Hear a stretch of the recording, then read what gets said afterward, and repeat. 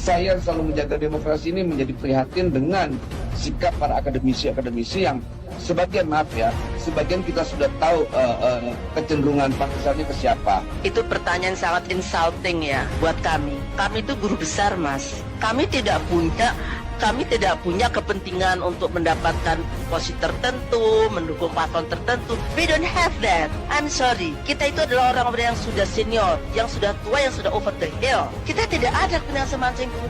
Kita hanya mau negara Indonesia ini bangsanya menjalani satu proses demokrasi yang adil, jujur, dan adil, itu saja. Jadi saya sangat tersinggung sekali kalau tidak ada yang mengatakan dari istana, ini adalah suara partisan. Tunjukkan, buktikan bahwa kami adalah partisan. Coba buktikan. Apakah Anda bisa menyebutkannya? Jadi jangan ngomong sembarangan lah. Kalau orang istana ngomong sembarangan, kami akademisi juga bisa marah. Tidak pernah kami itu berpihak pada manapun. Apalagi kami ASN, kita sudah diminta untuk netral. Walaupun menteri dan pejabat-pejabatnya itu nggak netral, tapi kami tetap netral. Jadi sungguh tidak adil mengatakan kami yang partisan. Yang partisan itu siapa coba? Kami guru besar, kami itu punya tugas tertentu di negara ini. Kami itu menegakkan etika di negara ini. Kami mendidik anak-anak muda, kami mendidik generasi muda, generasi Z. Kok dituduh partisan? Buktinya mana? Coba tolong tunjukkan pada saya. Harkesno pernah ngapain dalam partai? Saya membantu pemerintah. Banyak dosen guru-guru bisa membantu pemerintah. Tapi kan bukan berarti kami iya-iya saja atas semua yang terjadi.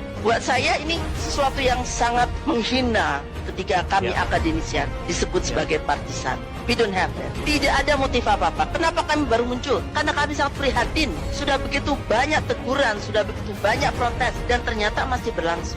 Kalau Anda menanggapi pernyataan dari istana yang menduga ini ada orkestrasi, upaya orkestrasi atau dituding partisan karena kepentingan politik, bagaimana Anda menanggapi itu, Prof. Susi? Baik, terima kasih. Saya sangat menyayangkan ada pernyataan-pernyataan semacam itu.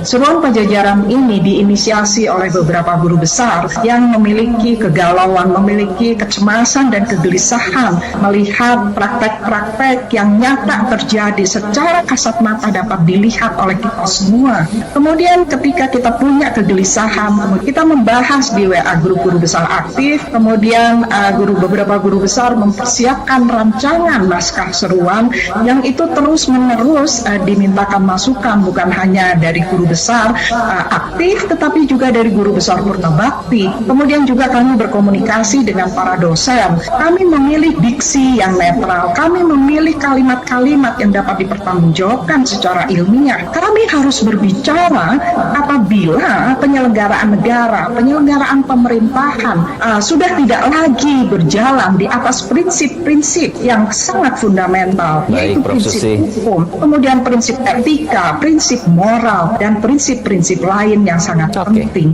Oleh karena itu, kami terus terang saja kami berkeberatan kalau seruan-seruan yang dilakukan oleh berbagai universitas itu dilatar belakangi oleh kepentingan-kepentingan politik di sini. Kami tidak ada urusan dengan kepentingan politik, tetapi kami punya urusan apabila penyelenggaraan pemerintahan dan penyelenggaraan negara itu sudah melanggar bukan hanya norma hukum, tetapi juga etika dan moralitas.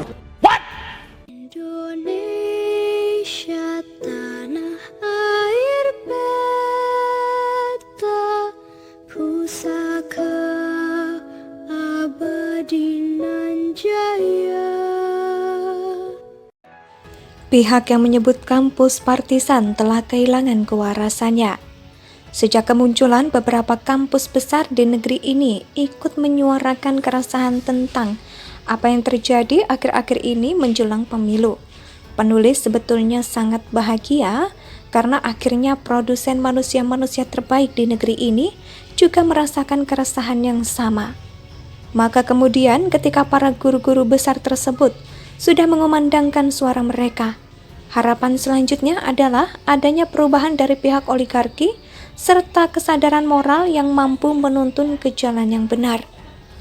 Namun sepertinya hal itu tidak mempan pada Presiden Joko Widodo yang hanya memberikan tanggapan nyeleneh dengan perkataan hak demokrasi. Siapapun tahu akan hal itu, Pak Pres. Inilah yang kemudian dibangga-banggakan oleh para penjilat Jokowi, bahwa Presiden saat ini sangat menjaga demokrasi. Namun nyatanya dia meluluh lantakkan demokrasi. Dengan tanggapan Presiden yang begitu amat santai, maka narasi penyesatan kembali dilakukan oleh pihak Prabowo dan mengatakan bahwa mereka adalah partisan. Memang dalam waktu kurun waktu 3 kali Prabowo maju sebagai capres, ketiga-tiganya selalu mengandung penyesatan yang dibangun oleh timnya sendiri. Penulis menganggap bahwa kubu 02 telah melakukan penghinaan terhadap kampus dan meniadakan pikiran, seolah-olah tidak menunjukkan bahwa mereka yang ada di barisan koalisi tersebut pernah dididik oleh kampus. Jika kampus saja sudah berani mereka lecehkan di depan publik, lantas mau dibawa kemana kelak bangsa ini ketika mereka akhirnya berkuasa? Apakah kampus hanya akan menjadi alat tukar-menukar kekuasaan? Apakah kampus hanya akan memproduksi manusia-manusia yang tersesat? Apakah kampus juga hanya akan menjadi pajangan? Apakah mereka tidak mengerti bahwa kesucian berpikir tersebut awal mulanya ada di kampus? Jika mereka menganggap dirinya benar dan murni, hal tersebut tentunya merupakan kebodohan terbesar sepanjang masa, karena mereka sudah berada di lingkaran kekuasaan dan mereka sedang berjuang untuk kekuasaan. Mustahil bagi orang yang ingin berkuasa hidup dalam pemikiran yang murni dan bersih.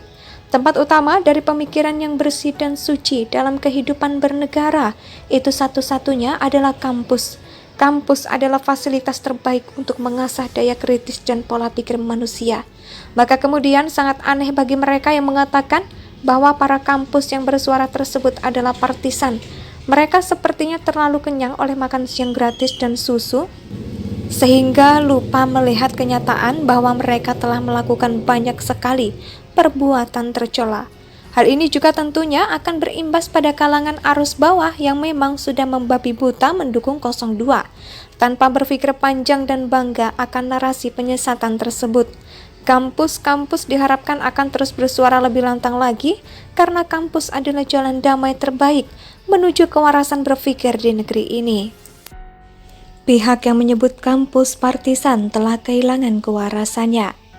Sejak kemunculan beberapa kampus besar di negeri ini ikut menyuarakan keresahan tentang apa yang terjadi akhir-akhir ini menjelang pemilu.